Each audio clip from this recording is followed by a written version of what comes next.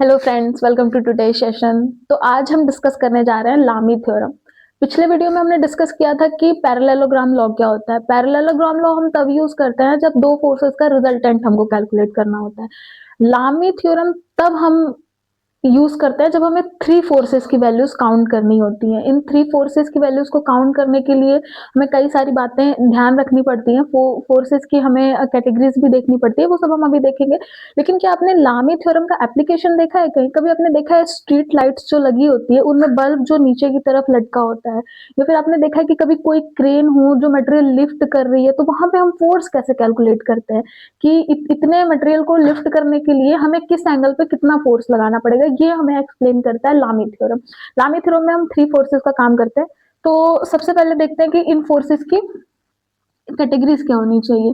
Forces की जो हमें कैरेक्टरिस्टिक्स बोल सकते हैं क्या होनी चाहिए। सबसे पहले तो ये कॉन्करेंट फोर्स होना चाहिए, कॉन्करेंट फोर्स, कोप्लेनर होना चाहिए, और इन थ्री फोर्सेस हमारे इक्विलिब्रियम में होने चाहिए। यानी कि हमारे पास तीन फोर्सेस हैं जो कि एक ही प्लेन पे काम कर रहे हैं, एक पॉइंट से काम कर रहे हैं, और वो सारे फोर्सेस एक दूसरे में इक्विलिब्रियम में होने चाहिए, और वो भी टेंशन फोर्स होने चाहिए, कभी भी कंप्रेशन फोर्स नहीं लगेगा।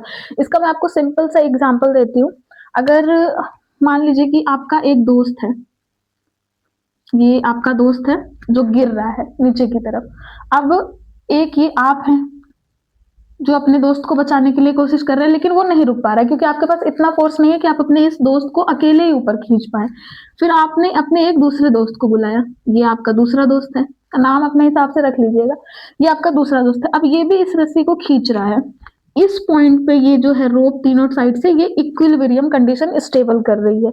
ये बंदा ना ऊपर जा रहा है ना आप दोनों मिलकर के इसको ऊपर खींच पा रहे हैं। स्टिल ये तीनों जो फोर्सेस हैं आपके, ये तीनों एक दूसरे के साथ इक्विलिब्रियम में है और टेंशन क्रिएट कर रहे हैं। ऐसी ही कंडीशन में लामी थ्योरम यूज होगा। अगर कंप्रेशन फोर्स लग जाएगा तो लामी थ्योरम नहीं यूज होगा। अब लामी थ्योरम कहता क्या है कि जब तो तीन कॉन्करेंट कोप्लेनर फोर्सेस इक्विलिब्रियम में हो और टेंसाइल फोर्स हो, उस टाइम पे इस किसी भी एक फोर्स की वैल्यू उसके सामने वाले फोर्स के साइन के बराबर होगी।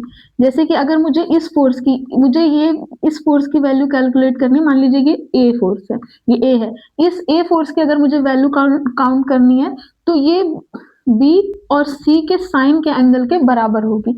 यानी अगर मैं इसको अल्फा, बीटा और गामा देखती हूँ तो ए अपॉन आ जाएगा हमारे यहाँ साइन अल्फा, साइन अल्फा। अगर अब मैं बी फोर्स की बात करती हूँ, बी फोर्स हमारा ये है, तो इस फोर्स के सामने ये दोनों फोर्स का ये जो साइन एंगल होगा वो आ जाएगा बी अपॉन साइन गामा। अगर मुझे सी फोर्स निकालना है तो बी और ए फोर्स का जो साइन एंगल ये क्रिएट होगा हमारा ये साइन बीटा, यानी इस एंगल पे हम साइन यूज करेंगे तो निकल जाएगा।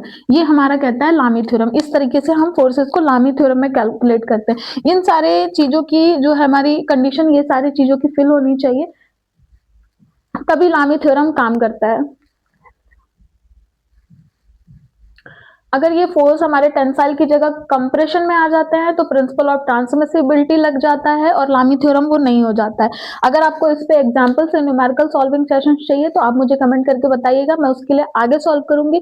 लामी थ्योरम का अगर आपको एग्जाम्पल रियल लाइफ में देखना है, वी आर इंजीनियर्स, तो हमें तो हर चीज में एग्जाम्पल ही चाहिए होता है। तो इसका एग्जाम्पल आपकी स्ट्रीट लाइट है और क्रेन है। ये थ्योरम पढ़ने के बाद आप कभी जब भी क्रेन को लिफ्ट करते हुए कोई मटेरियल, या फिर कभी भी मटेरियल लिफ्ट करते हुए जिसमें थ्री फोर्सेस का यूज हो रहा है, कभी भी स्ट्रीट लाइट या ऐसी कंडीशन देखिएगा, आप वहां पे उसके पीछे की साइंस को या फिर इंजीनियरिंग को जानने की कोशिश जरूर करिएगा। उम्मीद करती हूँ कि ये टॉपिक आपको अच्छे से समझ आ गया होगा। इससे रिलेटेड कोई भी क्वेरी हो तो आप मुझे कमेंट बॉक्स में बताइएगा। इस टॉपिक का प्रूविंग के साथ साथ आपको नोट्स मैं प्रोवाइड करा दूंगी अपने डिस्क्रिप्शन में। तब तक के लिए थैंक यू।